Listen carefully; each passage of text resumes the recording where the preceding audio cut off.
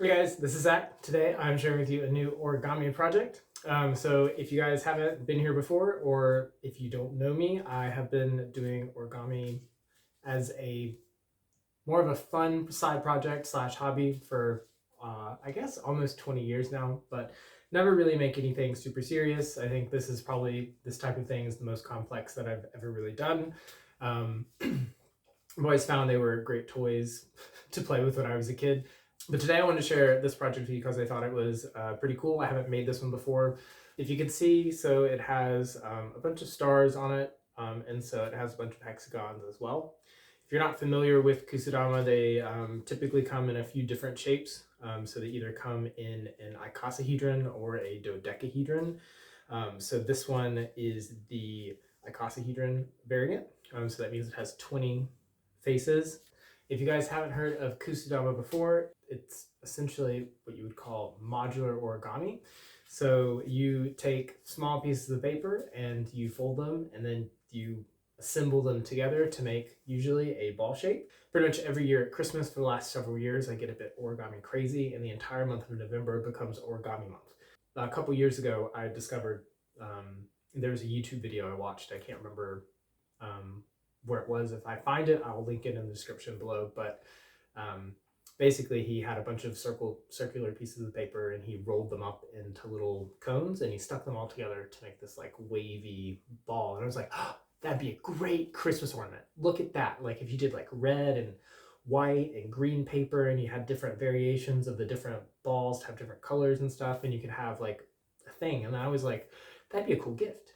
And so, me being the insane person that I am, decided to make a bunch of these for Christmas one year. And I haven't made one since because it literally did take almost the entire month of November to make about, I think it was probably about a dozen of them. But the one I made for this project has this plain brown paper. And you're probably wondering, why did you choose plain brown paper instead of a nice patterned thing? I kind of collect paper throughout the year for things that I think might be useful to use for origami. And one of the things I've had for probably a few years now are these brown paper bags that we got from one of the service stations in Gloucester. So actually I have a second one. I forgot to take a picture of it before I did anything to it, but I have another one to show.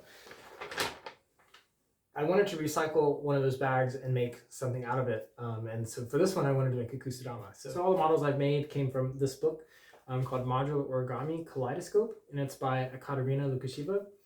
She has a few books like this, and they all, at least the two that I have really thorough instructions. And I would highly recommend these books if you're interested in modular origami or kusudama. Now, I think I'll just kind of go through the process of what I did and how you can make one, and hopefully I'll be showing some fast forwarded footage for this. Once you have your big first sheet of paper, then you can start cutting into strips.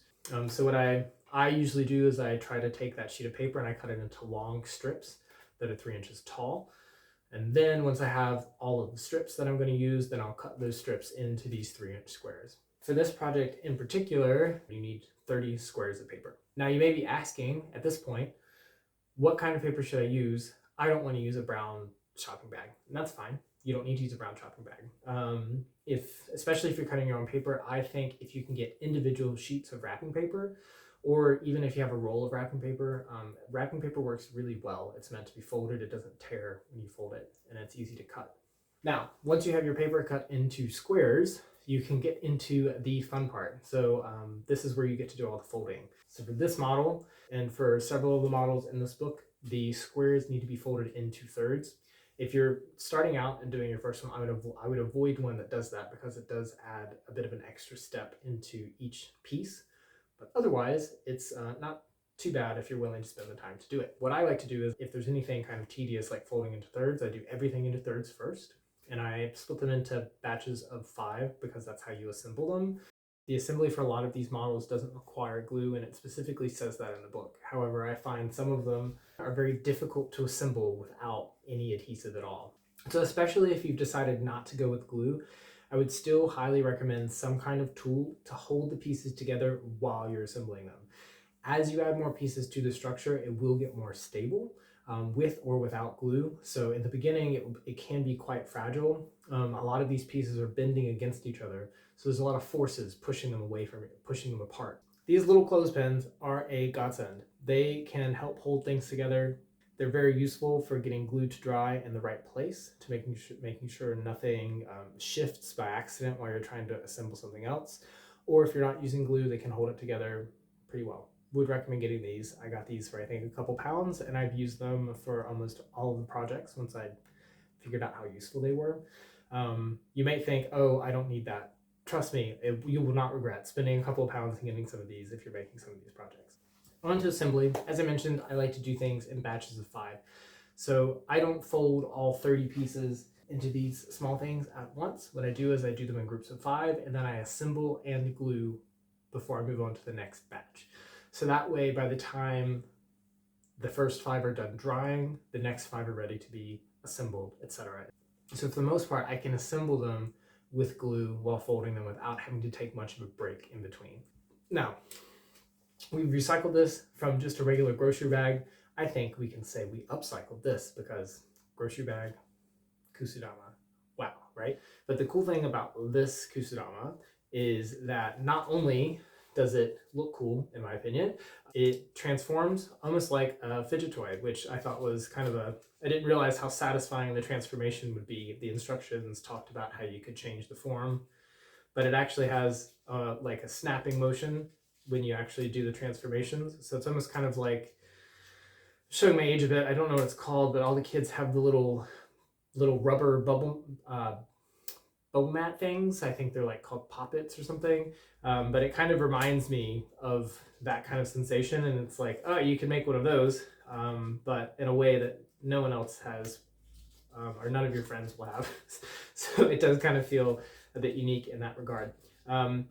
But so I've just done, I'll show the full transformation later, but I've just done kind of one little ring here at the top. So around this 5, you can see how I've kind of transformed it, and now those little triangles have those other shapes inside of them.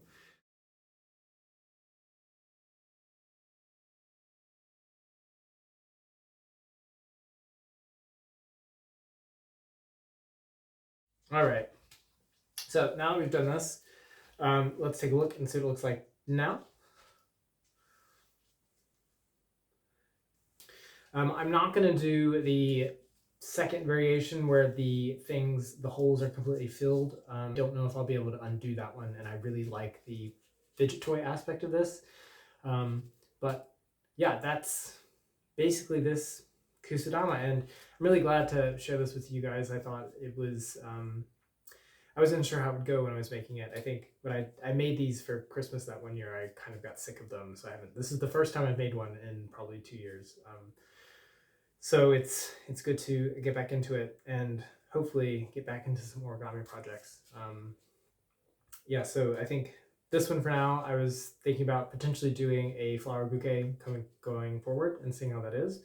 But yeah, if you guys would like some more detailed steps on how to make this one, please let me know, and I can maybe do some instructions for the individual pieces for these, or go into more detail on the assembly of an object like this. Cool, great, thanks. Peace out, bye. Just kidding. Yeah, bye.